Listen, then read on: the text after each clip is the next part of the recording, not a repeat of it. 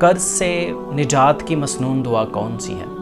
یہ بات آپ یاد رکھیے کہ اللہ کے رسول صلی اللہ علیہ وسلم کے کہے ہوئے الفاظ میں تاثیر ہے۔ وما ینطق عن الہویٰ، آپ جو بات کرتے ہیں وہ اللہ کی وحی ہے، اور آپ نے جو دعائیں سکھائی ہیں ان میں کمال کی تاثیر ہے۔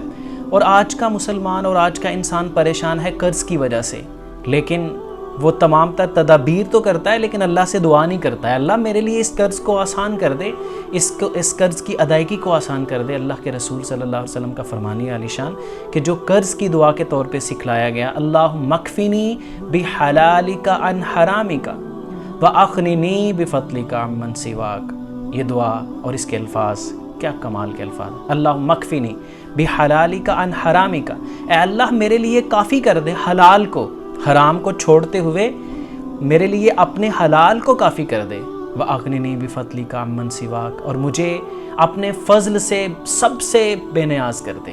جو یہ دعا کرتا ہے اور اس پر یقین بٹھاتا ہے کہ مجھے حلال طریقے سے خیر ملے گی اور اسی کے در سے ملے گی، وہ جو جب کسی کا بھلا چاہتا ہے تو کوئی اس کا بگاڑ نہیں سکتا، لیکن اگر وہ کسی کو نقصان پہنچانا چاہتا ہے، اگر وہ کسی کے مقدر میں کوئی بیماری لکھ دیتا ہے، آزمائش لکھ دیتا ہے، تو اس آزمائش سے کوئی نجات نہیں دے سکتا۔ تو نفع اور نقصان اسی کی طرف سے ہے۔ تو یہ دعا قرض کی ادائیگی کے لیے آپ معمول بنا دیں، اللہم اکفنی بحلالک عن حرامک واغننی بفضلک عمن سواک۔